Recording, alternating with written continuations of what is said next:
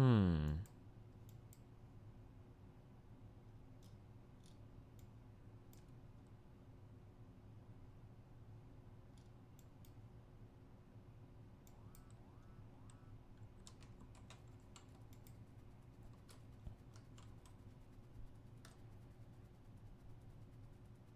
How do you make landfill AoE bigger? The plus sign on your number pad.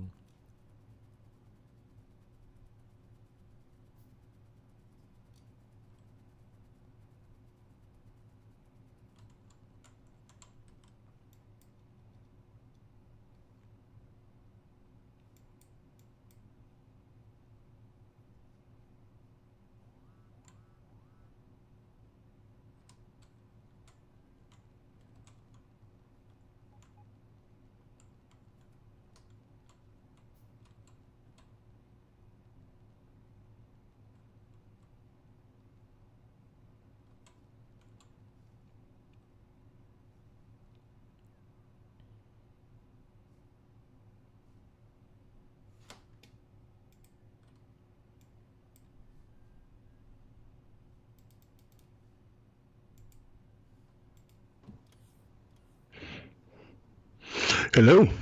Hey, what's up, buddy? Oh, we don't have to do a webcam. That's fine. I just need the microphone. Oh, okay, cool. I'm gonna kill the webcam then because I'm kind of in my underwear. I don't know if I killed it or not. Do you still see me? Yeah, you have to. There's a little video button. I think if you hit it, so there's a slash that goes through it, it'll cut it off. Okay, yeah, there Okay, you go. okay. Sweet, sweet, sweet. All right, give me 1 second, man. Sorry about this. I don't do this shit often. No All problem. right. All right. Um.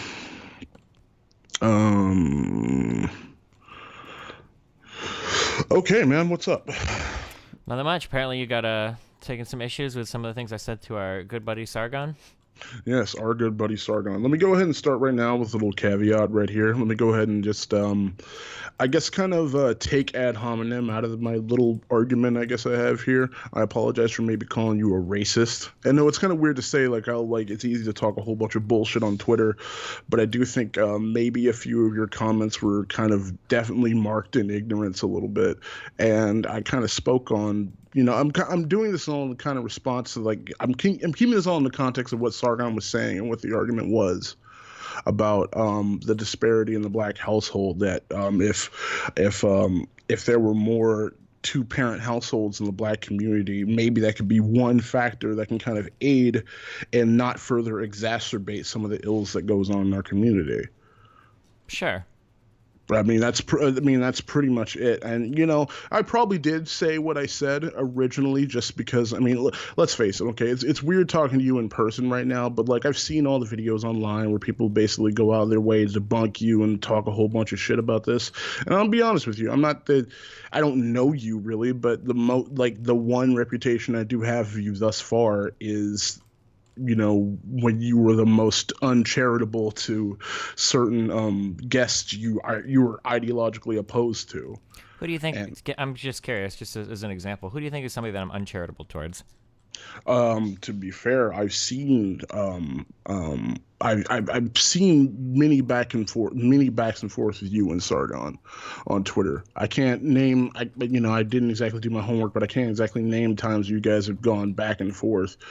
And I do remember the infamous stream that you were on, where you were on Sargon's live channel. I don't know if you were on his live channel or he was on yours, but it was one of those big ones where you guys were talking about economy and everything like that. And I feel like it all just, I felt like facts were left to the wayside in favor of hyperbole and just shouting. So it's interesting that you say that, because I try really hard to do my homework when I discuss these facts related to everything, and it's very frustrating to me that it seems like nobody else really cares to get into any kind of factual analysis. I noticed that Sargon especially has trouble with this, probably because it would require him to do some actual research for any of his points.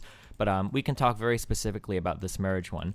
This is very frustrating to me because I feel like the level of education that you need to understand my point here is high school level at best. So speaking specifically insofar as the marriage thing, okay? This is a million people who said this a million times across the internet in a million different debates, but this is a very, very, very simple correlation versus causation thing, okay? Mm-hmm. So Sargon's position is that if black people just get married, it will fix a lot of the problems that the black community faces. The problem, however, is that there may be a spurious correlation, that means an uncausal link, between being married and being successful, right? And based on what I've read and based on what I've seen, and maybe there is a difference here, but Sargon I don't think has the intellectual background capable of linking me anything that shows his argument. It seems like people that are wealthier or people that are in more stable positions in life tend to get married, right? So that's my whole argument, is that Sargon will fire me off these links saying, well, look, more successful people are married, but then he seems to try to make that jump into, if you get married, you'll be more successful. But that's not necessarily true. Sorry, go ahead. Okay, no, that's an interesting thing. I like okay, since you kind of broke it down a little bit and kind of offered me, I guess, more layers of context of what you're talking about, I guess that makes sense. And I think the angle I was coming at it for before we, I guess, kind of move any further is maybe children growing up in a household, not necessarily like, how much income they're likely to ascertain if they were to just simply get married, because it seems like a very nebulous claim in and of itself. So real fast, just when we talk about statistics and when we talk about data, we have to be really careful that we don't draw assumptions into what quote unquote feels reasonable. So to speak to what you just said there, you're saying that, well, it seems like children growing up in a two-parent household are probably going to be better off than a single-parent household. Well, maybe. And on the surface, that might feel like the correct answer, but we could probably hypothesize several other answers that would lead us to different conclusions. For instance, I could make the argument that a higher educated, higher income, no incarceration background, single parent would have a more successful time raising a child than two parents who are together that have an incarceration background and very low income, right? Do you think that this could guy be? just confirms that's a very interesting premise one, and I don't want to feel like I use the term like straw man as like a buzzword to sort of like derail the conversation. But this is like an imaginary person you're talking about who makes a very high income as a single parent with a kid, as opposed to like two people who have a background in incarceration, being are able to alternate, child rearing duties. I'm going to assume that if someone is making a whole bunch of money or something like that and has a very, very, very, very, fruitful career, how much time exactly is he spending at home with the kid? Raising the child necessarily.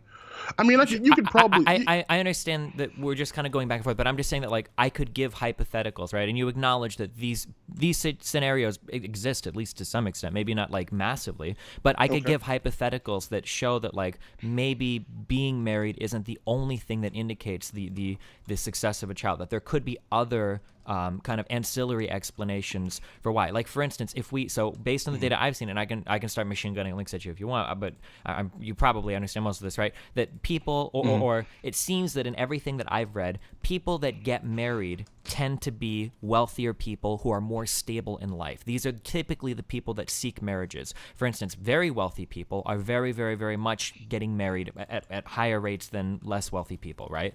So it would seem to me that if you were to assign children to both of these groups, both the married and the unmarried groups, it seems that the unmarried groups are already at a disadvantage because the married groups are already starting off at a much higher position in life.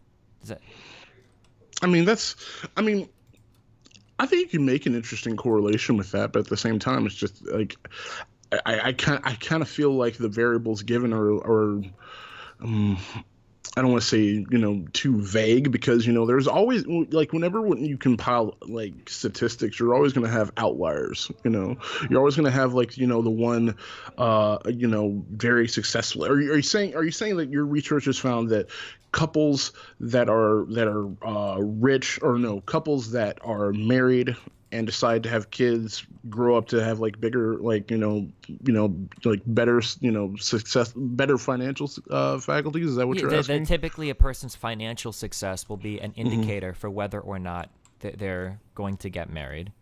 Well, I guess that could probably, that's an interesting one. See, I don't know that one. I don't know that bit of information. I understand the success in which you raise a child, but marriage is one thing. You could also kind of like compound that to people who who are in careers of or in high money making careers want to marry someone who is of equal or greater status. Sure. That also can be filed into a lot of it. I think Sure, there's and that's actually yeah. I'm glad you brought that up because that's another thing too. Having a background that involves incarceration also severely decreases your chances of getting married, right? So That's very true too. But at the same time, I think people are gonna marry. They're gonna marry who's ever on their level. Like, sure, it's but just like you're not. Yeah. all I'm trying to get at when we look at this is that based on what I've seen, it seems to me that the problem isn't whether or not people are getting married. The problem has to do with there's a deeper variable, a deeper level that has to be addressed, that people need to be somewhat successful. They need to be free of the prison system, and they need to have, some level of education in order to achieve these, quote unquote, happy marriages or whatever, to get into a spot in their life where they're stable enough to get married. That's essentially my whole argument. The irritating part for me is when I have a bunch of people on Twitter, mainly Sargon fans, mainly because Sargon puts forth this argument where he's trying to just say that if just certain groups of people just got married, they'd be way better off. But that doesn't seem to be how marriage functions at all in society. There aren't any of these groups of people that are very poor that then get married and then do successful things in life. That just doesn't seem to exist from a data point of view. It seems more that people who are already reasonably successful get married, and that just kind of amplifies that success. That's easy. That's easy to look at it when you break it down like that. But at the same time, whenever people get married, that's when that's when the data actually comes in. We're not necessarily talking about like domestic partnerships or couples that have just been boyfriend and girlfriend for over a fucking decade or something like that. There's many of those too. I'm not saying like this. Like this is neither here nor there. If anything, I should probably like kind of slap myself up inside the head for a little bit because I honestly figured this is a completely different conversation about child rearing in the black neighborhood because I would assume that's the kind of conversation I see Sargon getting into. Yeah, and I guess that's my fault there. Sure. But this is an interesting conversation nonetheless, though. Yeah, I guess it's just the problem is that like I could draw a lot of spurious correlations. Here's a popular one I do, right? People that golf are probably going to be much wealthier than people that don't golf, right? Would you agree with that? Golfing seems to be like a wealthy person's kind of activity, I guess. You could probably say that, but I've been to it. I've taken out a date to Top Golf here and there. Sure, but for the most part, like if you're somebody that golfs a lot, you're probably more wealthy than somebody that doesn't golf a lot, right? Like that's probably right. Yeah. But you would never suggest to somebody that, hey, if you just go golfing, you'll be more financially successful, like it'll make you rich or whatever, right? That would be ridiculous to say, right? Yeah, it almost feels like if you do A, it'll give off the image of B, which B is your goal to achieve, and it's like no. Yeah, exactly. I think that's it. Yeah, so the problem is that whether or not you golf a lot and whether or not you're financially successful, there's an ancillary variable that contributes to both of those. One doesn't cause the other. There's something that contributes to both. Also just access too. I mean, like it's to be a member of a country club is pretty expensive, I would assume. Yeah, so. for sure. Yeah, but so this is the same thing kind of with this marriage argument that does being married make the people wealthier or more successful? Well, not necessarily. It just seems that people that are wealthier and more successful tend to get married, right? And you can make a million different kinds of comparisons, right? Like people that drive Ferraris are probably more wealthy than people that drive Accords, right? In general, Honda Accord, right? But that doesn't mean that buying a Ferrari will make you wealthy. No, it's just that wealthy people tend to have Ferraris and poor people tend to drive other types of cars, right? Much the same way with marriage, that poor or less successful people tend to not get married and very wealthy people tend to get married, right? There's a different contributing factor here than just getting married, right? Well, yeah, and I don't think there's ever I don't want to feel like I'm excluding any other sort of variables in this because I have seen I had seen the vice versa. I have seen the inverse of this phenomenon. Also, I've seen lots of poor people, and that's the thing too. Like, can we both agree that maybe marriage is also it can be expensive? It's a pretty pricey expenditure, I believe. Sure, it can be. Yeah? Yeah, it can be. I mean, it can be, yeah, but I think a lot of people. I think when it comes to marriage, I think one of the things that people do look for is financial security. I suppose. Sometimes, yeah, they can. Sure. Yeah. Like obviously, like you love each other. That should be like the first and the first primary reason Yeah, people but the getting married, I financial guess. But stability is really important, right? Which goes into yeah, my yeah. idea that people tend to get married when they're in a financially stable position in life, and then they do get married with people that are in similar financially stable positions, right? So if we look at the black community and we look at things like incarceration rates in the black community, this is a Okay. group of people that are probably much less likely to find people that are willing to marry them, right? Would you agree that's a safe? I suppose. I mean, to look at to look at like two different demographics and see like what like who's like. I think for one set. I mean, here's what's the way I'm trying to word this right quick. I think it probably with each demographic that all kind of boils down to priorities, I suppose. Well, in Um, general, yeah, somebody that yeah. has a background that involves a lot of incarceration is probably less likely to be married than somebody that's not, right? I mean, that's. I mean, I'm just probably guessing. I don't know too many Yeah, people who have been in jail, but then again, I don't know too many married couples either, sure. besides my parents. Well, all I'm saying is that then for this group of people, your path to success, right? Let's say that Hmm. so broken families are a problem. It's a really big problem. Being part of a single parent household is a huge indicator of your likelihood to be a criminal, right? So if we're looking Yeah. to fix this problem of single parent households, then, right, our solution isn't just to tell people to get married. The solution is to rectify the underlying problems that are preventing them from making those decisions on their own. Well, not necessarily that. I mean, like I said, at the end of the day, like you can have you can have domestic partnerships without necessarily having to like put the ring on the finger. Sure, sure, but I mean those are probably pretty comparable to marriage, right? Whether or not you would want to live with somebody and form a stable household with them for a long period of time is going to be pretty similar to marriage, right? Even if it doesn't have the Well, contract. yeah, Yeah. yeah. But like I said, whenever like that's when the data correlation and data collecting starts coming in when they actually tie that knot and they say like, okay, mark one tally off right here. Like there's, Well, I but I think think it's there's. safe to say that at least insofar, if we're looking at like the black community in the United States, this Mhm. probably doesn't exist that much. Otherwise, we wouldn't have the problems that we do with like crime and whatnot, right? I don't know. I mean, like it's. I mean, like, what exactly are you asking?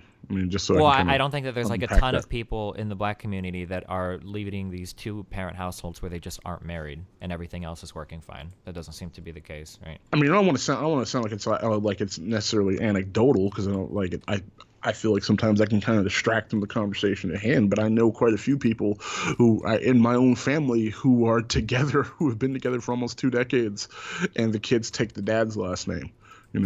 Like I know, like I have an aunt of mine who lives all the way in East Texas who plans on finally getting married to the guy that we've been calling uncle for so freaking long.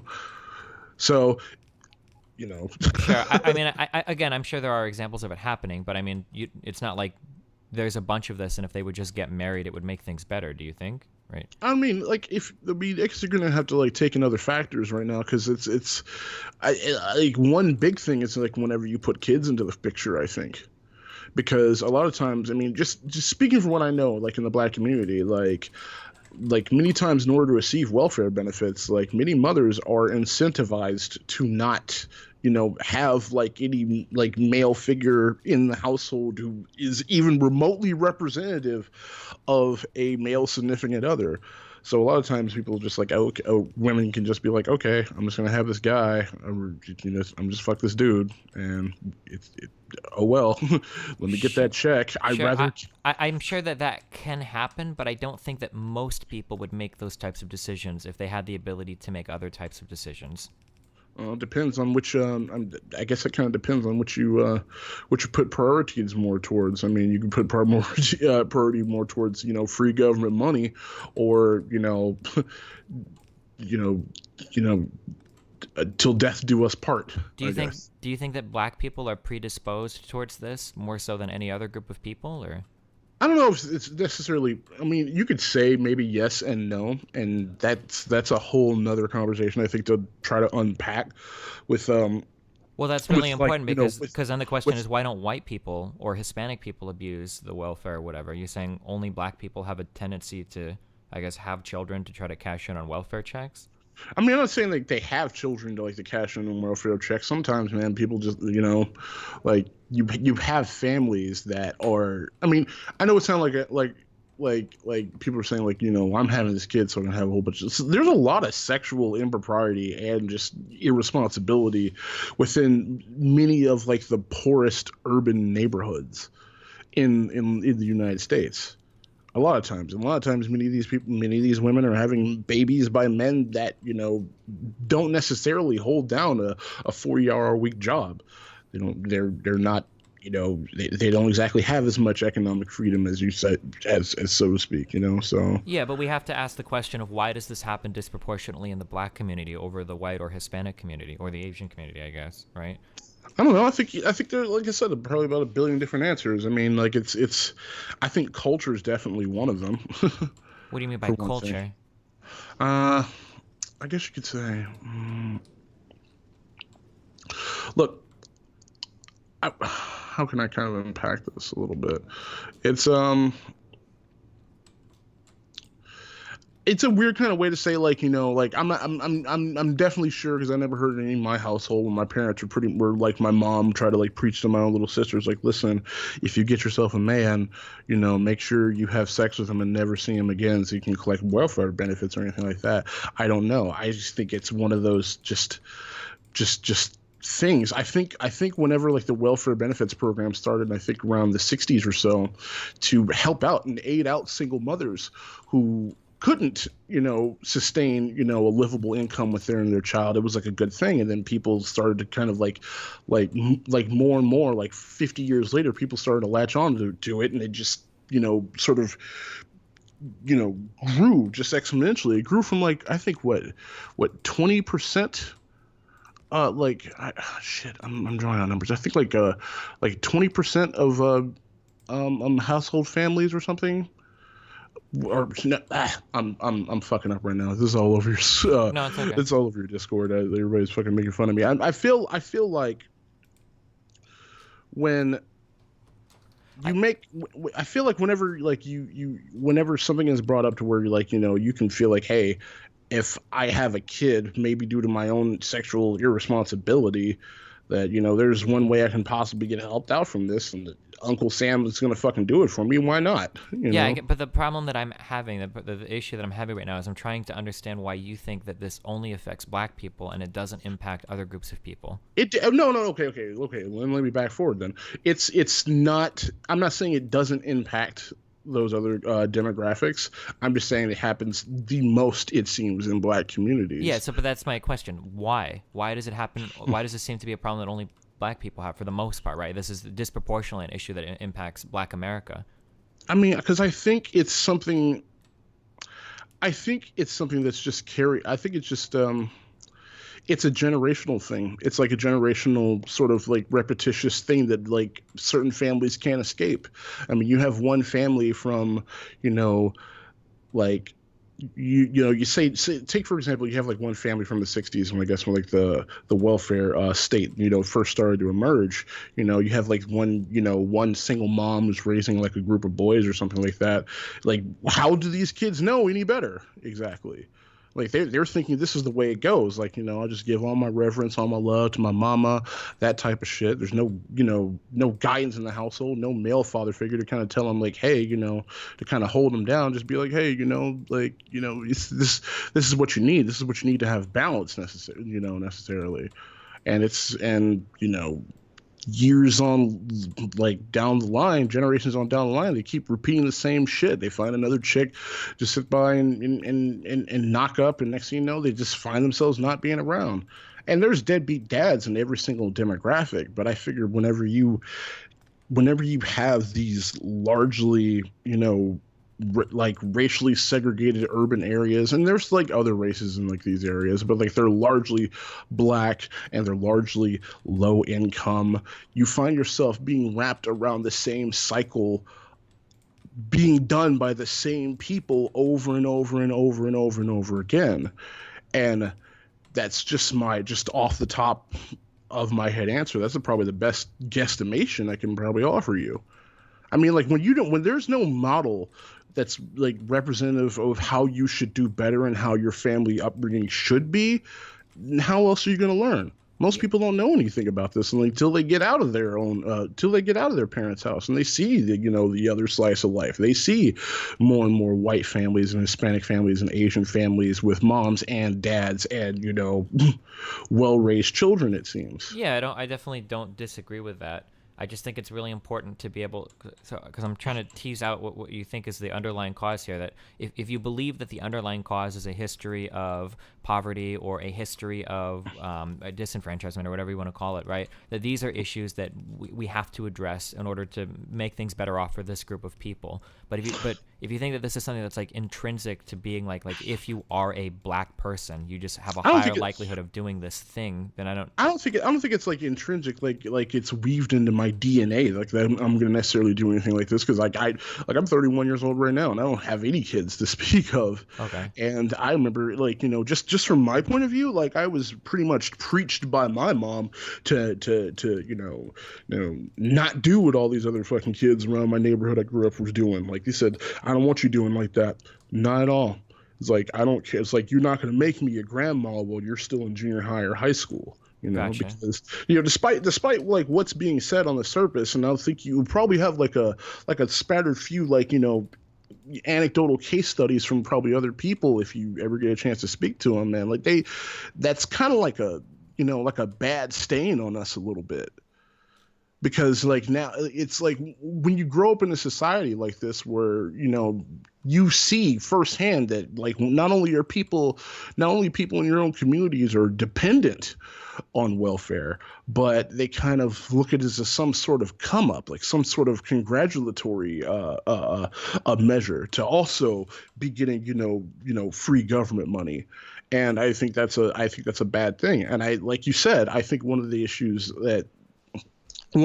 that will help this is addressing it like firsthand, and I feel like look, it's really hard to sit there and say that you want to turn down free money if it was offered to you, especially when it has to come taking a child. Like I had a dog. I can only imagine how hard it is to raise a fucking kid, Like, why would you want to go by and sit by? There's also another thing too. It's like a double-edged sword. A lot of times, there's families who try to, who don't try to use welfare to sort of game the system. Like they use like they actually need it legitimately to help, and they're working like 5 and 6 jobs or whatever like that, and there's no one at home to maybe look after the kids except for grandma or the apartment neighbor across the street or something. Sure. I feel like I said when like going back to what you said, like whenever it comes to culture, it's something, it's really hard to define and pinpoint in just words. It's just patterns you notice and recognize. Yeah, sure. I just think it's really important to understand the root causes of everything so that we can actually seek to fix the problem. Like that's a really common thing that I hear too, well, black culture is really fucked, black culture is toxic and cancerous. And I guess to some extent you can make some of those arguments, but like when you talk about people like NWA and shit, and you like rap culture and whatnot, like a lot of this was bred, out of a reaction to literal segregation or like racist treatment from cops, right? Like it's not like Right. black people just got together one day and were like, I'm gonna fuck up society because that's what we do. Well, no, a lot of it was like, well, society fucks us, so this is a reaction to that kind of stuff, right? Oh yeah, and that's one thing I can actually agree with you on that right now. I mean, like I know maybe, like I don't know if you kind of gathered from this conversation or not, but maybe I'm the type of person who's kind of hard up and just saying like, man, I would love to one day just see, like welfare and incentive spending be like significantly decreased, not like abolished all the way, because Jesus, like in the world where it's dependent on how good you can sink or swim, I don't want to necessarily do that, but I would love to see like welfare usage decrease in this country. Sure, but I don't think you would say that you necessarily want to see like you want to see it cut by the government. You would want to see less people reliant on it, right? No, I would both, honestly. I can honestly say both. Like I said, any which way where you see a fucking welfare check and you just fucking turn around and walk the other goddamn way. Personally, yeah. And I think I think these things, I think these lessons, I think, to kind of give a definition of what I think culture is, it's when I talk about black culture, I think it's weird. I think it's strange because I feel like it does something which I try my best not to do unless I'm compiling data or demographics, and that's collectivizing people. If I kind of like instead of collectivize, I individualize and I think about like what could one family do in one household and multiply that by X number of millions of people, I'm pretty sure that'll help. I mean, it's not a guarantee that this could, aid in the black community. But, sometimes people grow up in households where they just simply don't know any better. I mean, like we're in a, like, you go into a place like, Detroit, for example, like that was seen as like the motor capital, like that was The a home of automotive, yeah. Motown, man.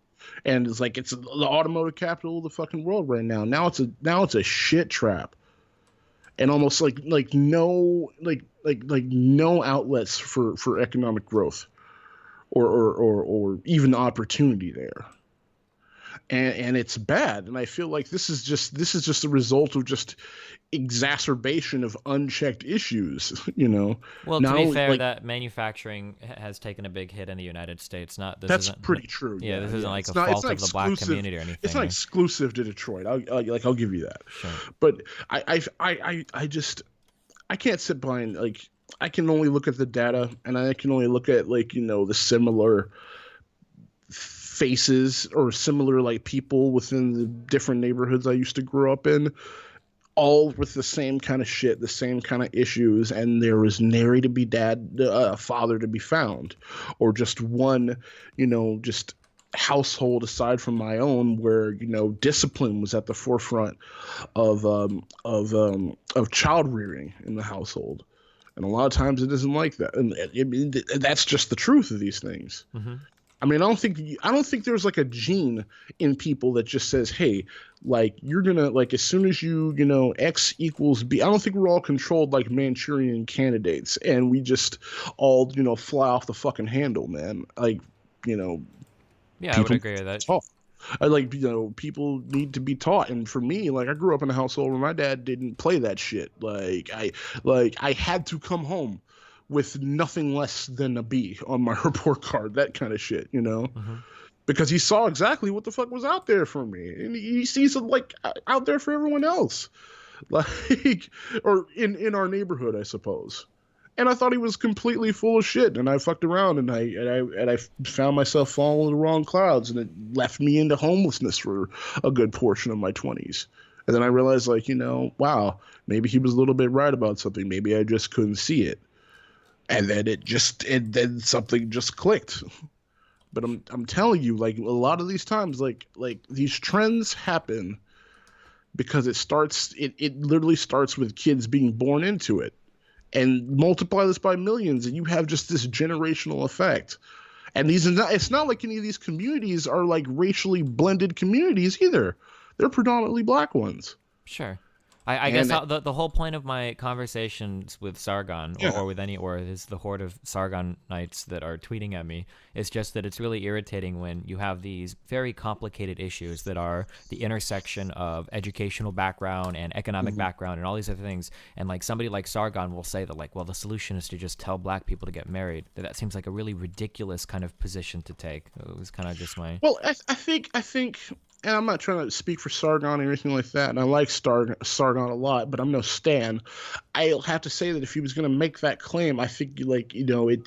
I said earlier, it just seems like a pretty nebulous statement in and of itself. But I'm saying like if black people get married, what after they have kids, what after they are going to high school, because like if he were to say something like that, which I thought that's what he was trying to say, which I guess that kind of led us to this conversation already.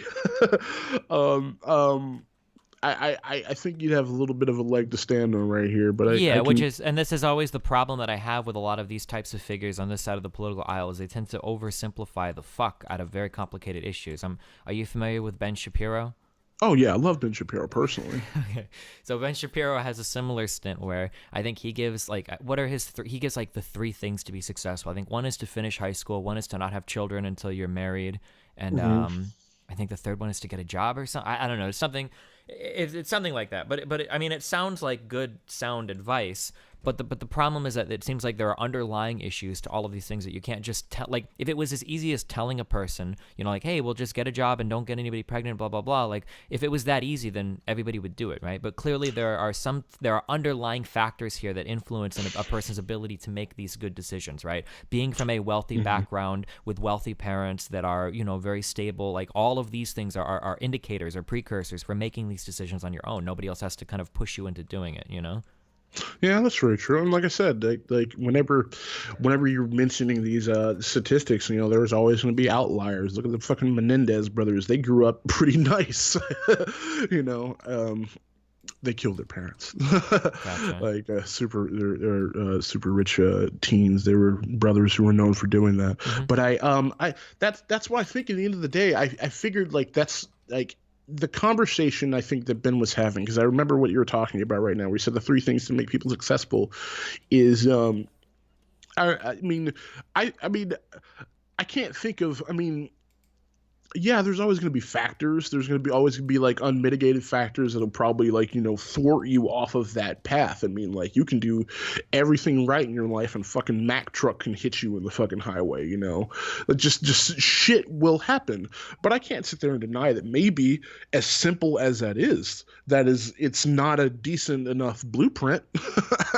I mean, like what's not stand up about, finishing high school, maybe waiting till marriage to have kids and get a job. I mean, those seem to be pretty Good things to pretty strive good. for. Yeah, but the problem is that like it seems like, for instance, like there are a lot of white people that you don't have to say this to, but there are a lot of black people that you do have to say this to. So why? Okay. Unless you believe there is some genetic difference between black people or white people, or there's something that fundamentally separates them as two different groups of people, why is it that black people struggle with this and not white people? Because like I said, I think in the end of the day, that's what it's going to be. It's going to have to be like, I feel like one of the things I really don't care for the term white privilege so much. So I think it's because to me that I feel like when I hear that, right, I feel like someone is basically saying like it's by fact of birth alone that someone is automatically better than me simply because of their skin pigmentation, which I think is a little bit foolish. If you were to transplant a black child into an all very affluent, very all like like predominantly Caucasian neighborhood or something like that, and grew him up from birth, there's a good chance that this kid is actually going to grow up to be successful if he makes good choices along down the way. He has a good track record all the way out.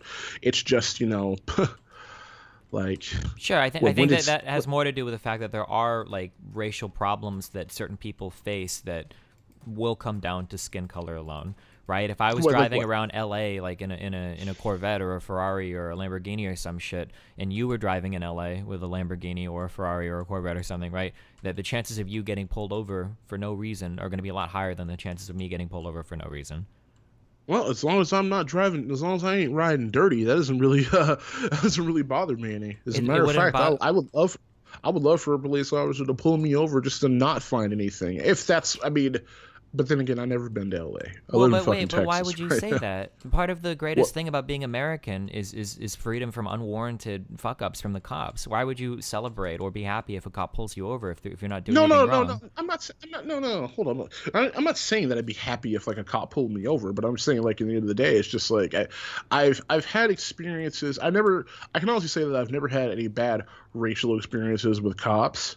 But then again, I also say on the other hand that like like I'm not the type of person that just sits by and just paints all cops as racist, but like when I do look at inefficient policing, I do say that there's definitely a problem. But then again, I don't want to sit by and collectivize everybody, and it's really hard for me to speak on experiences I haven't lived yet. I can say from personal experience that the times I was ever pulled over, it like there was almost like no like trouble or static. And to answer your question, if I were to be pulled over in Los Angeles in a Lamborghini, I don't think I could fit in one of those, by the way. Yeah. But that's probably one reason why the cop would pull me out. Probably asked if I need the jaws of life or something. But no, the thing is, I would, if I did get pulled over, and everything went off without a hitch and it was okay. I give him my license and give him my registration and find out that nothing's okay, or maybe I just sped or some shit like that. If there was a reason for the officer to pull me over, then okay. I can just look at just like Yeah, but there's no that's not reason for that. generally what we're talking about, right? We're talking about officers that will, and I understand that you can't extrapolate this to an entire group of people, but I think we can make some safe statements in general about classes in Yeah. America. Some safe statements in general, like for instance, like a very popular study is the idea that if a black person, if you've got two job applications, and this is a study that's been replicated over and over, if you've got two applications and you put a black sounding name on one and a white sounding name on the other, the black sounding name has half the chance of getting called back. Like that's just like a fact in terms of like job applications. And this is a study that's been done over and over again, and it kind of points to like racial issues in the United States. Like these are things where like just by being black, you kind of like start out like a little bit more fucked than somebody who's white. I think it's kind of like the Well, idea of, well, we got the affirmative action, so I guess that sort of balances things out, I guess. well, but I mean, I mean, that's an interesting. I mean, that's an interesting. That's an interesting segue because I didn't really think because I know about that type of story or study, but I what do I do? What can I like respond to that? I haven't exactly studied that one. All I can say is, oh wow, Devontae didn't get this job to be CEO of Apple. That's fucking gay. But you know, well, no, it's not just CEO positions. Like these are like just average Well, yeah. normal positions, right? I will say I did see an article on Yahoo where it talked about a guy who changed his name from Jose to Joe, and he got like a million different callbacks or anything like Sure, that. or But like a guy named Raphael who changed his name to Theodore to Ted so that he can be a senator in Texas, right? Ted Cruz, his real name is Raphael, right? But he changed it so that he could be a little bit more white sounding. of course he did. I don't know why he didn't keep Raphael. That just sounds kind of badass. I don't know. Yeah, but he'd be a little bit too Hispanic. But I don't know. Like to kind of answer your question about this, and this is what I fucking hate because it's kind of like because what the rabbit hole you're going down is I guess is about profiling, which this is one of those things I have to just sit there and bite the shit on. You're talking about in L.A. Like that's a like LA is like known for like it's like really bad crime. You know, LA is no, like certain portions of LA are still reeling from the LA riots. And what the sad thing about that is like it's very crime ridden, especially like in the poorest neighborhoods. Now, if you're gonna notice that it I will say that just speaking from my perspective, whenever one race tends to be in a particular area or a particular neighborhood that is the opposite, or I won't say opposite, but has a completely different racial demographic than you are. I've seen, cops pull over people. Like I was hanging around with a friend of mine one time, and we were driving around like a really, really, really super ghetto neighborhood or something like that. And I was in the back seat. My friend, he's white, he's in the front seat. He gets pulled over by the police, and he assumed some type of shit was gonna go off. I don't know, maybe he thought like a fucking drug buy was gonna happen. Truth is, we were legit lost.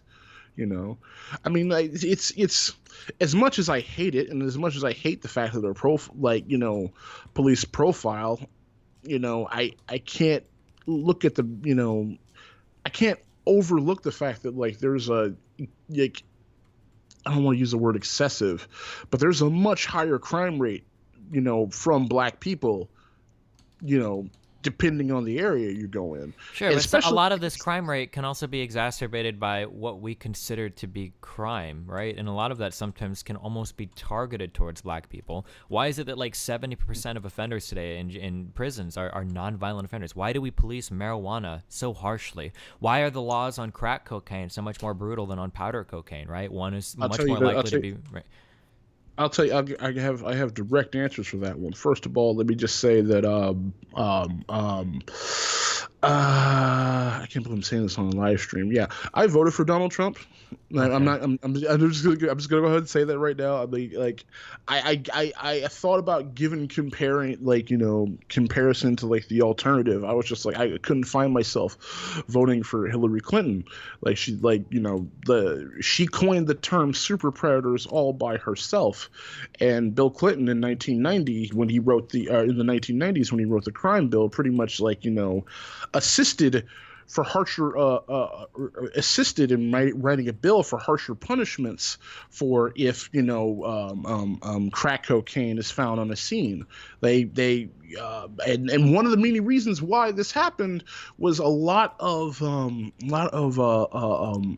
black caucus leaders and black delegates had felt compelled to pretty much beg Bill Clinton. It's like, listen, can you please slam the hammer down on these black people who are selling, crack cocaine, because this is destroying our fucking neighborhoods right now. Like, everyone is doing this crack stuff. It's bad, it's bad, it's bad. And cocaine wasn't anywhere near our fucking neighborhoods before people realized what you can do when you bust it down with some baking soda.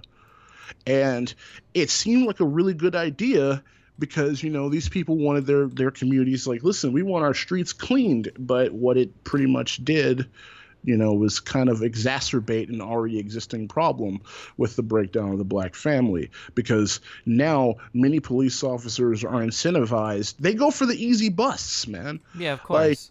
You're not going to waste time on powder cocaine shit because the charges aren't going to stick, and it's a waste of fucking time. The charges aren't going to stick, and plus, like, when you find a guy on the corner slinging packs, man, he's standing on the fucking corner. You can be in your cop car and you watch this shit happen, and you're just like, oh my god, and then just pull up on his ass and be like, oh, we got you and your fucking friends, which is probably like 5, 10, 15 other fucking homies, and no one wants to spend jail in the rest of their lives for like 10, 20, 15 years if they can just do 3 to 5 on probation by ratting out one of their friends. Sure, and but like the whole group of people. So Donald Trump is somebody that's in favor of these kinds of things. So like Donald Trump says he's in favor of stop and frisk and racial profiling. Like he said this on the campaign trail. Here's the thing, right? Like, despite, like I said, it's one of those things where I said that, and I told a friend of mine, it's just like, I feel like I liked the idea. I don't regret at all voting for the guy, because I still think it was a better, personally, just a better countermeasure than that. We can debate that later. I'll probably do it later when I'm not so tired. I just got off work. But Sure. I one of the things I don't like is his attorney general, Jeff Sessions, is such a fucking old fogey grandpa, and it gets on my nerves. Like, the first time I heard a press conference from him, he's talking about, it's like, opioid abuse is one of the worst things that we ever had in this country, and he wants to try to do something to beat down states' rights for legal marijuana use. And I'm just like, you have a fucking huge a Supreme Court case on your hands by that, because those laws shouldn't, like, federal laws shouldn't supersede state laws, but that's just on me. And I don't fucking like that, to be honest with you. That's one thing I suppose I can actually agree on you with. I think the drug war is retarded, absolutely retarded. But what you're gonna do? How is the government gonna justify their inflated budgets of like billions of dollars for all these like drug enforcement agencies? Yeah, well, I wasn't speaking overall to like whether or not it should or shouldn't or any of that. I'm just saying that like there are some inherent advantages that you have to being white, and there are some inherent disadvantages to being black. Not that every white person is always going to do better than every black person, or not that any black person couldn't, say, become president or something, but just that there are some advantages kind of baked into the system for whatever reason right now. Say whatever you want. I probably agree with you, but that's just here's the thing: is I'm well cognizant of that, and like I said, I hate the fact that I hate the fact that profiling necessarily exists, but the interesting thing about that, and I can't believe I'm saying this, like, this is how it feels for me. Like, I can't believe I'm saying this. There is actually, like, say, New York, for example. I don't exactly have the numbers, but they were the first ever, like, I guess, state to sort of implement widespread stop and frisk. And one of the sad things I don't like about that is just like, wow, you're pretty much stopping every single Latino and black person who you see in just a sort of, urban attire or whatever like that on the side of the road trying to check and see if he has guns. But there's very good chances that whenever they were stopped and frisked, that they did find illegal, weapons or paraphernalia on them, or Sure, maybe they're but stopping crimes. I one of mean, the like, one of the problems though is that with yeah. crime enforcement, that can become like a self-fulfilling prophecy. For instance, if you look at the marijuana use between white people and black people, I think amongst teens, I think white people actually edge out black people a little bit in terms of marijuana use. But because black communities are enforced, because these are enforced so much more heavily in black communities, the amount of charges, it was like, what is it, like 3 or 4? Somebody can like these graphs and shit. Like the amount of black people that catch a charge for something like this is way way way way way higher than the amount of white people, right? Like you could go busting like white high school fucking frats or teen parties or whatever bullshit, and you're gonna come up with weed. Like it'll happen. But if you only ever enforce these in black communities, then of course it's gonna look like, well, look, it works. Stop and frisk works, and busting on random black people works because we always find shit. Well, you could find shit on white people too, but if you focus all your time on black people, of course that's where you're gonna find most of this shit at, Well, sometimes, man, I think when it comes to like when it comes to criminal investigation, I think what matters to many police precincts and many police departments is numbers always matter at the end of the day. Sometimes you have these people just like saying, hey, listen, like look at my paddy wagon. I busted 20 fucking black people. Look at me, notice me, senpai, and now you're sergeant, that type of shit. Sure. And I do think that's kind of fucked up a little Yeah, bit, for actually. sure. But it's just like should I I mean, like it's in a weird kind of way, and this is kind of hypothetical, but it's kind of like if it's like that whole if the tree falls in the woods parable and no one's there to see it, like where, like, how do we know a tree fell? I guess, it's if you, I can honestly say, if you actually had like these subsets of ghettos of just all white people, where they're that are horribly economically disenfranchised, where they're pretty much cut off from the rest of neighborhoods, you'll probably see some stuff like that. I don't Yeah, think of that's course. White gonna rural happen. communities have, especially like in the fucking Midwest, we've got like big problems with meth and shit, but nobody really talks about that. I think meth is actually a really big problem, at least in my state. But nobody really talks about that as much because you get more airtime talking about black thugs and marijuana and shit, I guess, which is still a Schedule One drug for some reason. Like I don't know, just It's fucking stupid. I'm with you on that one. sure. Like, come And I'm on. not Like, necessarily speaking to like why these things exist. I'm just pointing out that they do exist, right? Whether or not there was a rationale or justification at one point in time, like doesn't change the fact that right now, if you are a black person in America, you have unique issues to face that white people don't necessarily have to worry about. I mean, they're all unique issues, and I will say they are unique. But for every black person, for every black person's experience, I can say that I thank God haven't experienced any of it.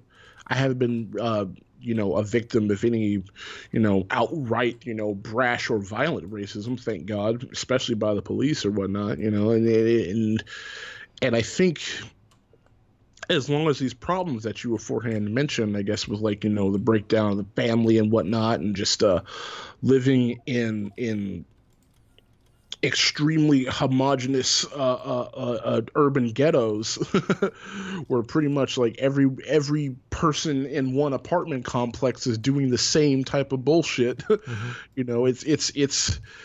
It's going to be hard to stop. And personally, I'd love to see for some fucking abracadabra Harry Potter fucking spell to just say, just vanish all the fucking like drugs out of the black community. I'd love to see that, actually. A lot of like, I mean, but at the same time, like, if I were to go into a neighborhood right now and tell a drug dealer, like, hey, listen, man, your life is better than this, you can put it all away, they're gonna look at me like I'm fucking crazy right now. Just say, like, you know how much fucking money I can make off of this? This is all that matters right now. Sure. Like, Not necessarily just how much money you can make off that, but the lack of opportunity that exists elsewhere, right? If you're a prep kid and you go to a prep high school and you on some fucking varsity football team and mommy gets to stay home all day and take care of you and you do extracurriculars on it, right? This is a kid that's never going to go sling dope. Why the fuck would he? He's got a million other things in his life to do. He doesn't have time to think about like slinging dope, right? Whereas if you are in like a shitty fucking school district and you're in one of these really shitty like black Detroit schools where they can't even afford money to fix the fucking roof in the gym and there's like leaky water and shit, right? And you've got no job prospects, and like I mean, like, it's much more, I don't want to say reasonable, but it's more understandable that a person like this, like, yeah, fuck it, I'm gonna go sling dope. Like, why the fuck not? You know, like, what else do I have in life to do? You know, that a person like that is gonna have that more likely to have that kind of outlook on life. You know. I mean, yeah, I agree with that. And like, while to kind of, I'm not disagreeing with you, by the way. Like, to kind of cap off to what you're saying, like, what can be seen as reasonable necessarily,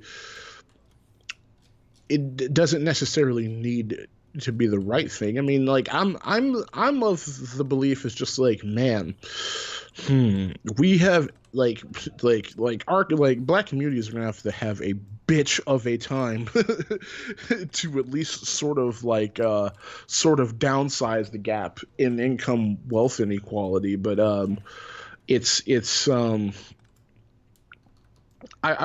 wanting to look at, I'm trying to look at, like, if there's some sort of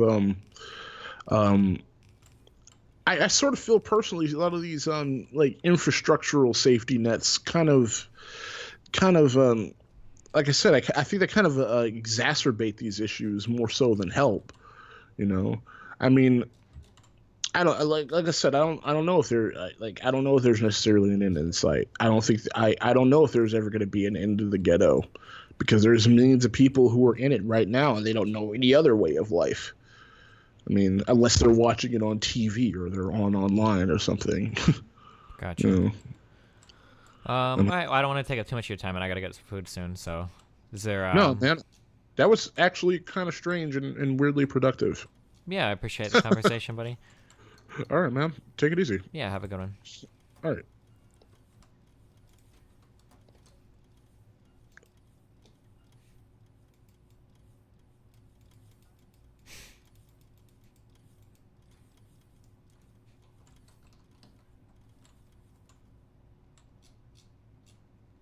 I feel like there's a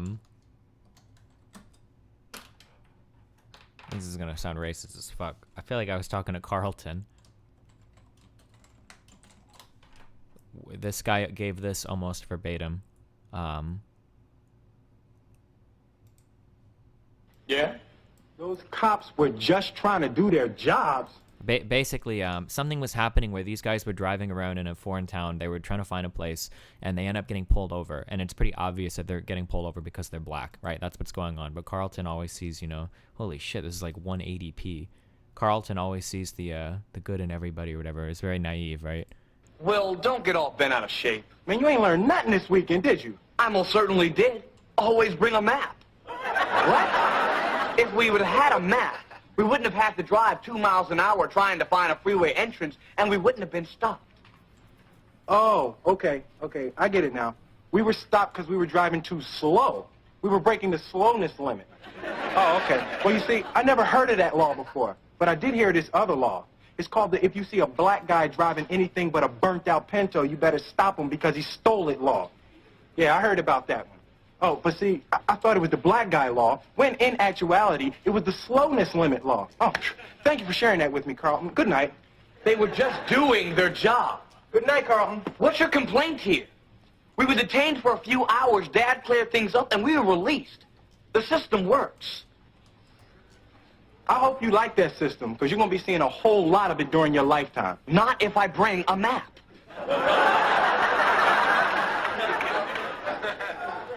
You just don't get it, do you? No map is going to save you. And neither is your glee club, or your fancy Bel Air address, or who your daddy is. Because when you're driving in a nice car in a strange neighborhood, none of that matters. They only see one thing. Well, maybe growing up where you did has made you a little touchy.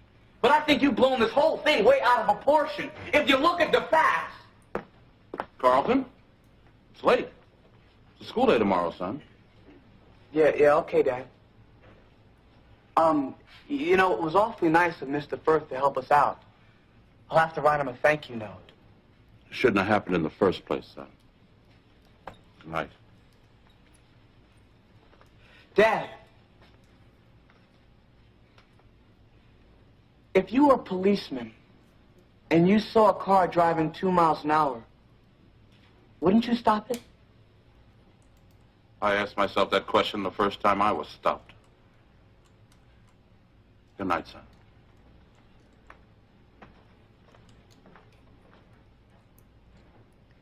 I would stop it. So like this is hearing him say that he wouldn't mind if he would get pulled over by the cops as long as he wasn't doing anything wrong. That's something that actually really bothers me. If you live and if you're listening, if you're a black person or Hispanic person or whatever, this applies just as much to you as any fucking white person. If you live in the United States of America, okay, there are a couple things that make this country very good. Regardless of how much I shit talk the United States and regardless of our fucking problems, there are a couple things that make the United States very good. A couple protections that we have, right? One of those things is our legal system, the right to a defense, the right to a public speedy trial, right? The right to a jury of your peers, right? Part of this goes along with not being stopped and searched for no fucking reason, right? This is a huge part of being an American, right? It's one of our most celebrated and one of our most important freedoms is the idea that I can travel around, and if a cop walks up to me, if a police officer walks up to you and he says, "Hey, what's up?" And I go, "What's up?" And he goes, "Can I see your ID?" You can say, "No, fuck you, eat a fucking dick. I'm not showing you shit unless you have a reason to ask me. Do you see me doing something illegal? No. Do you have any probable cause to think I'm doing something illegal? Did somebody report me that somebody that looks just like me, I match a description?" No? Okay, well then go and eat a dick and fuck off. I don't have to talk to you. I don't have to show you anything. I don't have to pull my car over. I don't have, well, you do if a cop has his lights on, right? But like if a cop walks up to you and asks you some shit, right? Or if a cop pulls you over for no fucking reason, if a cop pulls you over and he's like, "Hey, I pulled you over." And you're like, "Yeah, cool." And he's like, "Can I see your, your insurance and ID or whatever?" Like, "Well, why'd you pull me over?" And he's like, "Oh, I don't know. I just felt like pulling you over." Like, "Well, I don't feel like showing you shit. Fuck off," right? You can walk the fuck away, right? You can walk the fuck away. This is one of the most important parts of being an American citizen. You should never, ever feel like you have to submit to law enforcement, even if you're not doing anything wrong. That's absolutely fucking bullshit. That's absolutely fucking bullshit. And whether you're a minority or a white person or whatever, you should never, ever feel this way.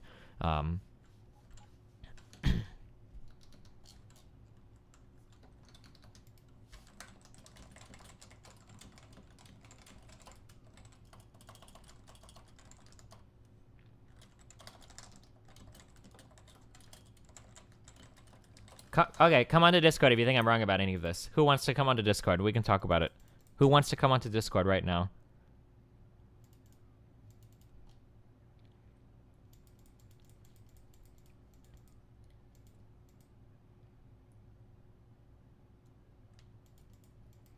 Isn't that a bad thing if there are people that believe they did nothing wrong? No, the onus is always on the state to prove that you've done something wrong. You're innocent until proven guilty.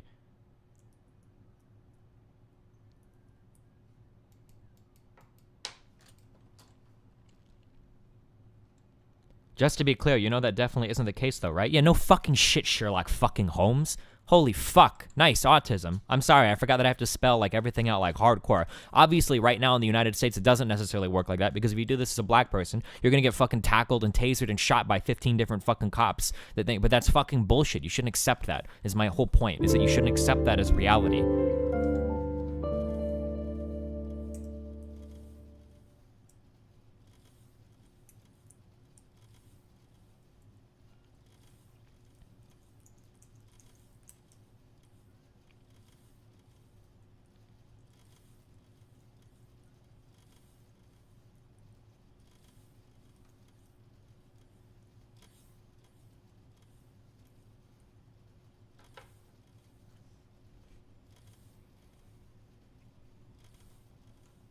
You might be wrong. I showing car registration ID when pulled over because of implied consent memes.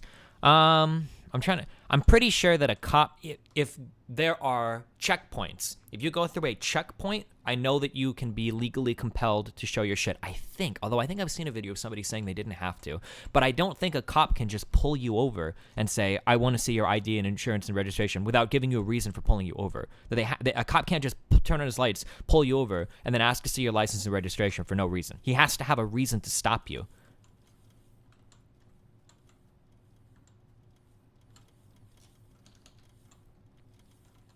Who's coming onto Discord to tell me I'm wrong? There are a lot of people talking shit in chat. Where are you guys at?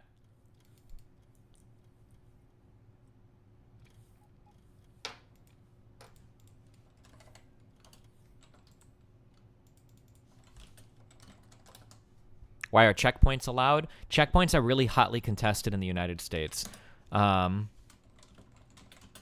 think one woman actually gets away with it. Hold on. I feel like there was a... Oh, I'm not going to be able to fucking find it.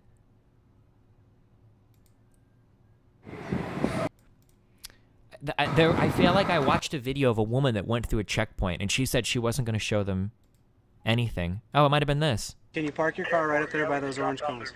No. Are you detaining me? Am I free to go? No, you're not free to go. You are detained. Why are you detaining me? Because we have suspicion that there might be criminal activity going on. So can you please park your car over there? No. Are you detaining me? Am I free to go? I did not give you permission to search my car. And listen to me. Okay, pull over here in secondary. We can discuss it, or you'll be cited. It's not a valid reason to hold me. I want to go right now. You satisfied with your immigration status? Gentlemen as well? Have we checked your immigration status? We're legal U.S. citizens. We're legal U.S. You're both United States citizens? Yes. We are. Okay, if that's all this is, then I don't have a problem with you going on your way. Okay. Are we free to go? Are we free to go? Okay. Yes, you're free to go. I'll read. More reading. That one's not well at all. Okay. Okay. Thank you. Sorry. No. Don't take it personally. I just. Thank you very much. Thank you very much. Thank you for cooperating. Have a good day. Good thing they were white.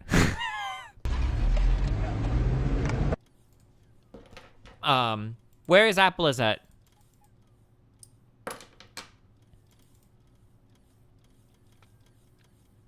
A black person would have died in 2 minutes? Yeah, probably. Probably. I would like put money on this. This is how confident I am. A person cannot pull you over. Yeah, Border Patrol might have more power stalled. Yeah, for sure. I don't know. I can't speak to like Border Patrol or like like a national, like the Fed or anything like that. But a cop can't just pull you over and ask to see your shit.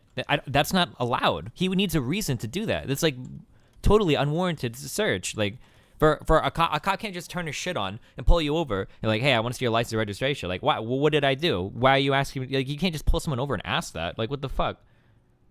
You have to have a reason to do it.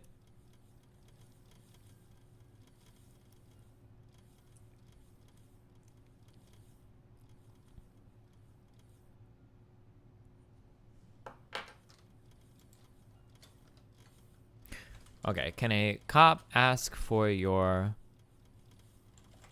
Okay, hold on. Can a cop pull you over for no reason?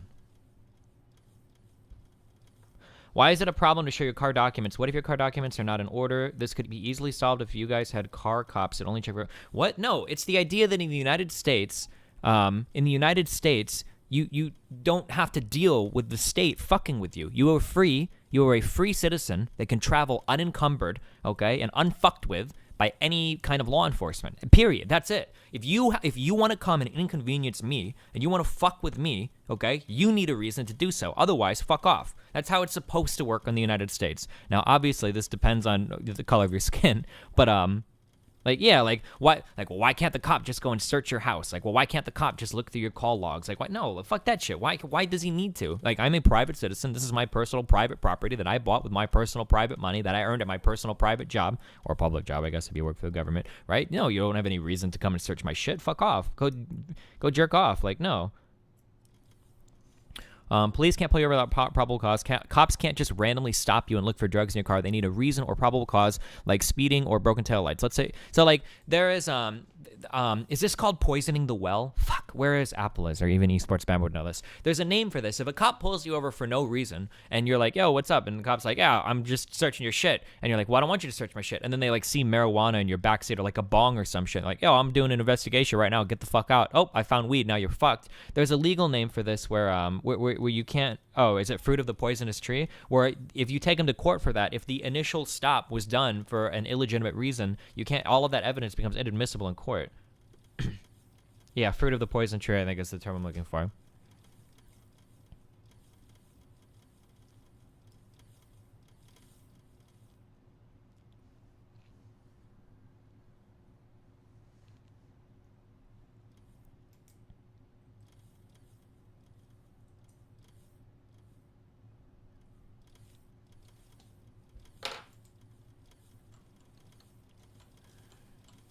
Oh, we're getting those green chips now. Making them blue chips. Alright, I need to go get food and do my lawn and shit. It's fucking late.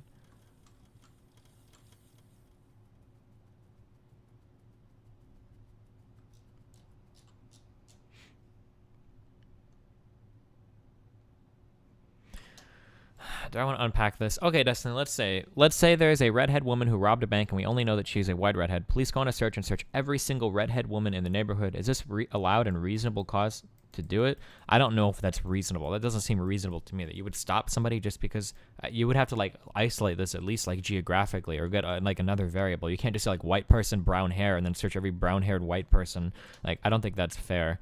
That seems a little ridiculous. Is this allowed and reasonable to do? And can we translate it to black and Mexicans having higher crime rate? So the problem with average crime rate is that if you write laws to incarcerate certain groups of people and you focus law enforcement on certain groups of people, these groups of people will always have higher crime rates. For instance, okay, so let me see if I can find this stat. Black versus white marijuana use versus incarceration. Let's see if we can find this. Incarceration. Did I spell this right?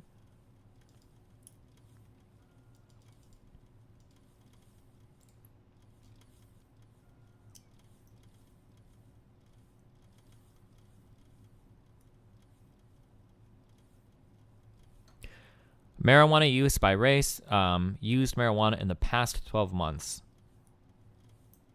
So this is, so it looks like black people in general use a little bit more marijuana than white people in the past 12 months. In at least 1 year, the white usage rate was higher. Oh, except in 2001. The others, the black usage rate was higher, but in no year were the results for the two that different. For young people ages 18 to 25, the rates are higher for white. So if you look to the 18 to 25 group, white people tend to smoke more weed than black people. Not by much, but just a little bit, right? And then this is marijuana use by race who have never used marijuana. Apparently there are a few more black people than white people that have never used marijuana. But if you look at the arrest rates, right? But now if we look at the arrest rates for marijuana possession by race, well, holy shit. Well, what the fuck is going on here, right? This doesn't seem right. Right? That when you target enforcement to certain groups of people, it looks like we end up with a problem where now when we look at, well, now if we go by arrest rates, it looks like black people are like 4 times more likely, 3 to 4 times more likely to use weed than white people. But if we look at all of our surveys and our stats for what we know, like in terms of drug use goes, well, okay, how does this lead to this, right? And now the double problem here, right? The double problem here is now we have people like you saying, well, look at the arrest rates for black people on marijuana. Maybe we should police these communities harder. Well, when you police these communities harder, these are the kinds of stats you get, and it's going to turn into like a self-fulfilling prophecy, right? If I send more cops into any community to police that community harder, I'm probably going to get more arrests regardless, right? There's like a huge issue with this type of like kind of like reactionary policing to some extent.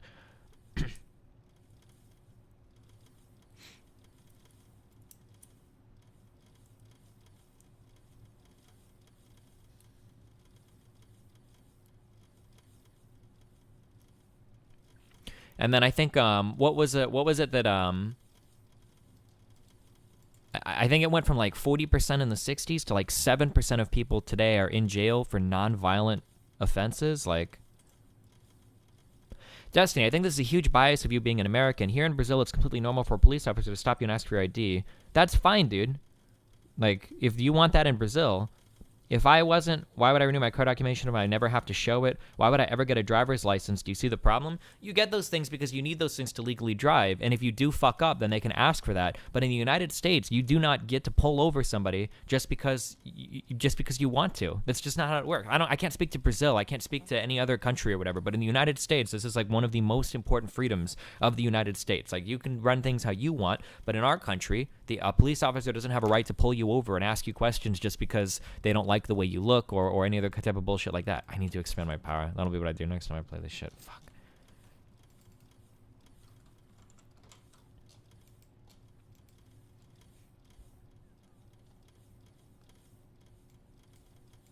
All right, buddy. What do you want? You're on. You're in Discord. Oh, okay. Generally, I agree with you, but can you link again the research that you have, the stats?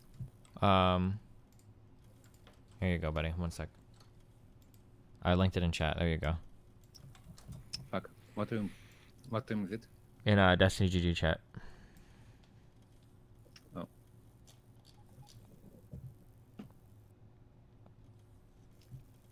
Okay. So the chance that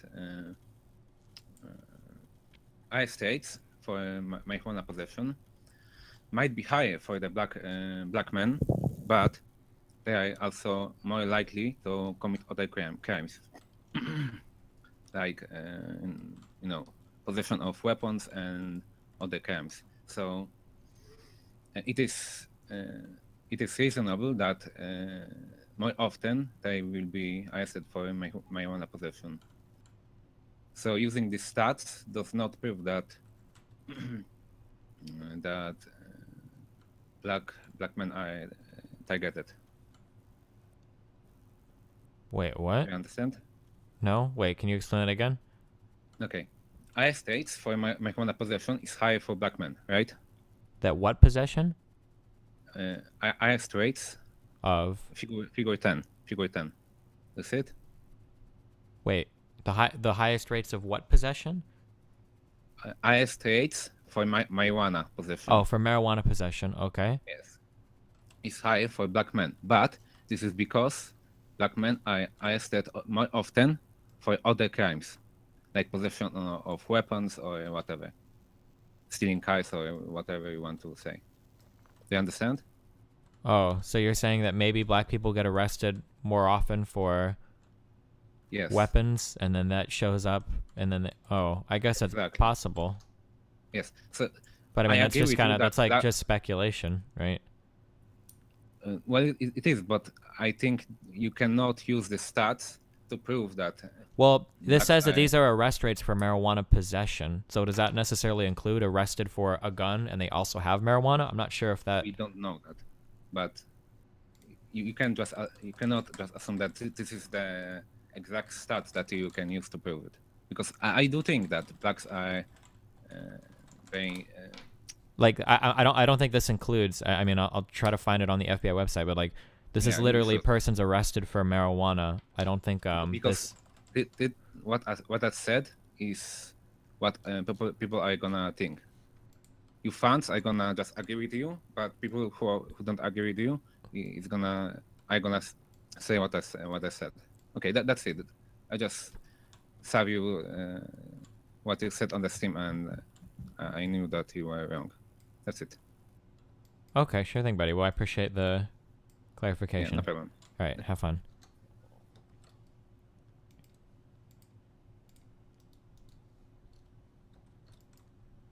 Okay. Well, I can expand this south, I guess, huh?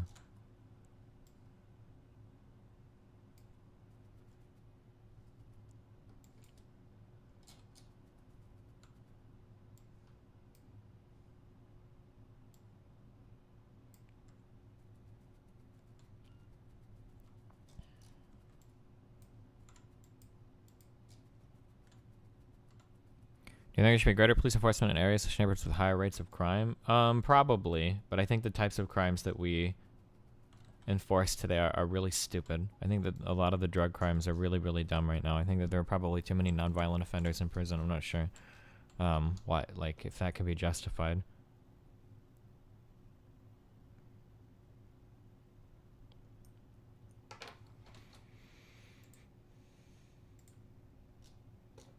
Okay, I need to...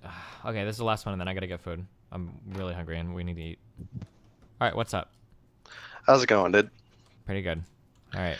So, the statement that I take issue with is your claim that overly policing a certain people group inherently means they're going to be found to do more criminal activities on a large scale like this.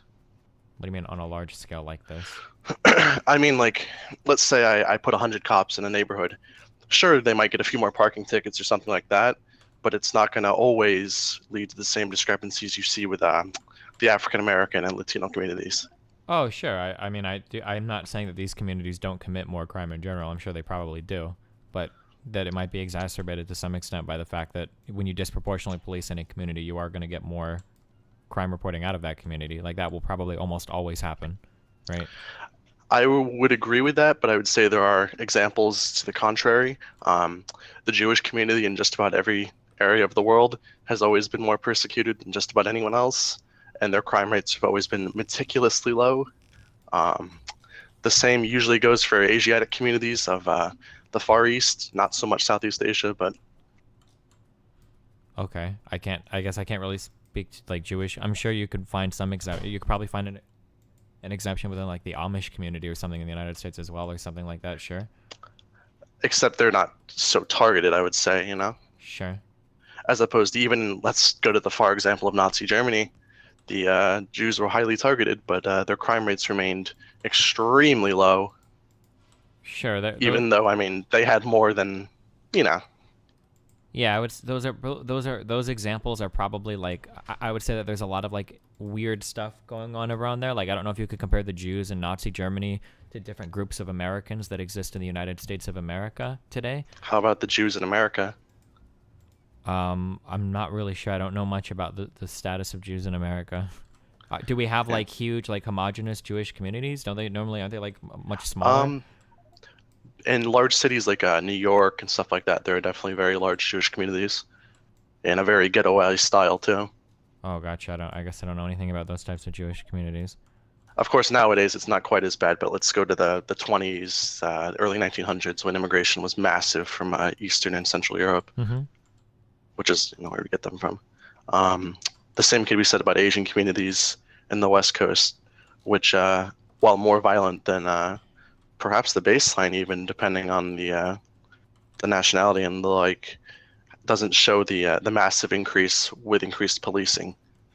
Sure. I could imagine that for Chinese people, or I'm not Chinese people, I'm sorry, for Asian people in the West, because I think that those groups are probably largely wealthier and more educated as well, I would imagine. Because if you're an Asian in the West, you're probably here because you immigrated from the East, which is you're like selecting massively for a certain group of people, right?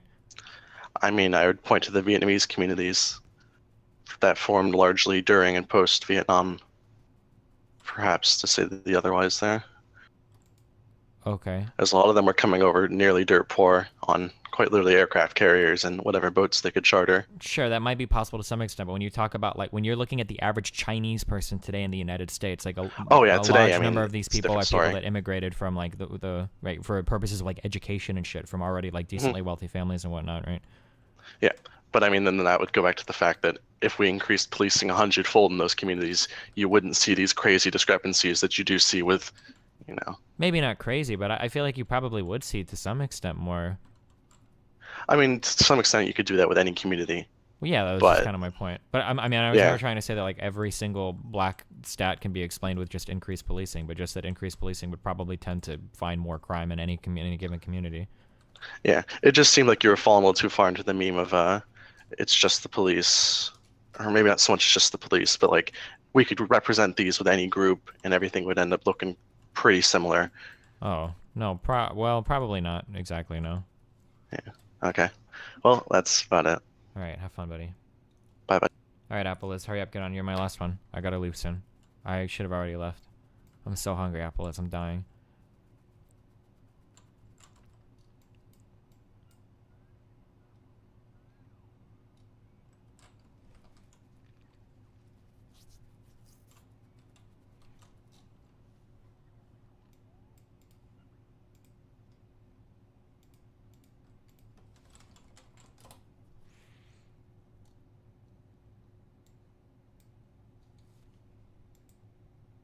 Hey, buddy, how you doing today? Hey, okay, wait, real fast. Just a cop can't pull you over for no reason, right? Like, and ask to see your ID and shit. They have to have a reason to pull you over, right? Unless, except for like some, like at a checkpoint or DUI or some bullshit, right? But for the most part, they need a reason. But I mean, when it comes to cars, automobiles, they don't have to be held to the same standard as like probable cause. Because there's an automobile exemption or exception because they're unique. Because but they still need a reason. They still need a reason. Yeah, they can't. Right? They can't randomly pull. Yeah, a cop could never. If a cop pulls me over and he says, "Hey, I want to see your license and registration," and I say, "Why did you pull me over?" and he says, "Because I felt like it," then I could tell him to fuck off and drive away, right? I don't have any reason to comply with any of his requests. Yeah, right? I mean, doesn't rise. It's like the reasonable suspicion standard. It's not the probable cause standard, but yes, you have to have so like if he says something like you were swerving a little bit back there and I have reason to believe that you might be intoxicated or something like that, then I would have to submit at that point. But he would have to state that as a reason. He can't just say he's pulling me over for no reason and I have to comply, right? Yep. Right. Okay. All right. What's all up? Right, so I just wanted to talk about all this shit that people were talking about with police enforcement because you can just look in New York City. People say that it was like a huge success story based on how they policed, but if you look at how they actually implemented those policies, they did what was known as broken windows theory implementation, which is like broken windows zero policing. tolerance for it was basically zero tolerance for like really stupid things like fucking jumping over like turnstiles on the subway, or like loitering on street corners would be like a zero tolerance offense. Public drinking, like graffiti, things that people perceive to have some sort of signaling effect within society, but we're not crimes that people generally consider significant, right? So when you enforce things like that, or you enforce things like the Rockefeller drug laws, which are mandatory minimum sentences for minor drug possession offenses, you are going to have like a disproportionate amount of arrests in a given area if you're focusing your police force on that, because it's zero tolerance and you have no judicial discretion to say, oh, this guy doesn't belong in jail because he had like half a crack rock on him or something, right? Yeah. So the idea that if you implement that policy in one ethnically concentrated or ethnically dense area wouldn't have an effect on the statistics in that way is kind of absurd to me. I mean, just like from a practical consideration, like if you have a zero tolerance policy, then you're going to be flagging all these minor offenses, and it just so happens that they focus those in Black and Hispanic areas in New York City. Sure. So, I mean, I don't know. That's all I got, my dude. Okay. I got to talk to a real life black guy, and he gave me one of the saddest answers that people normally don't actually say, where he said that he wouldn't care if police pulled him over if he wasn't doing anything wrong. Oh god, it's like the privacy meme, right? Oh, yeah, like why would I care if the government is watching me? I don't care that the NSA is wiretapping me because I'm not doing anything wrong. Who cares that my rights are being violated? Yeah, it's probably the stupidest response I could think of. I don't think it's stupid. I think it's really sad. I feel like, or I mean, you can tell me. I feel like that's supposed to be like one of the most celebrated freedoms we have, right? Yeah, as Americans. It's basically like I don't know how to describe it. It's like you're forfeiting one of your fundamental rights. Yeah, right? as an American You're citizen. just ignoring one of the most essential civil liberties that's granted to you by the Constitution. It's pretty fucking depressing. Yep. Mm-hmm. All right. Well, hey, buddy, I love you. Yeah. All right. Stay safe. Thanks, my dude. I'll see you later, buddy. All right. All right. Am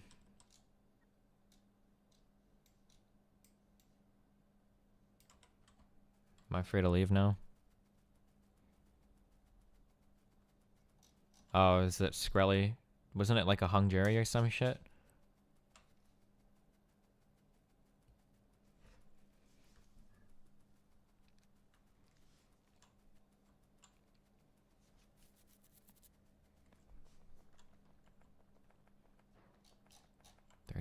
FPS. Oof, we're starting to get there, boys.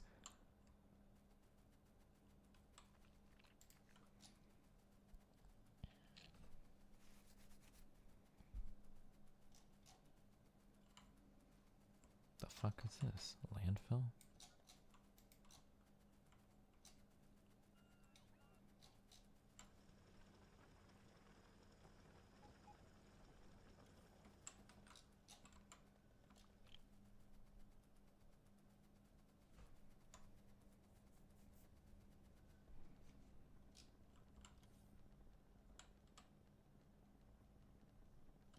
Will I come back for real this time? Maybe. Oh man, dude, we had some rough League of Legends games yesterday. Holy shit. I knew I was gonna have to pay for the day before. Oh my god. Whoa, what's going... Is this steel? Oh no. It's because my iron is starting... I didn't make like a big steel production facility.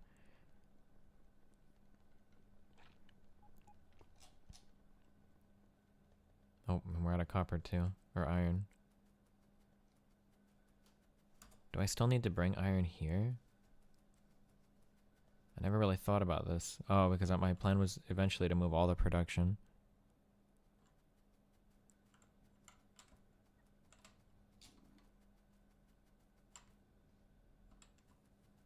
Wait, why aren't some of these lit up?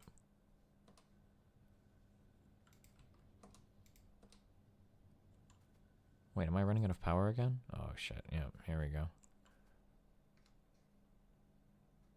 Oh, we're gonna be out of power all night too. Nice.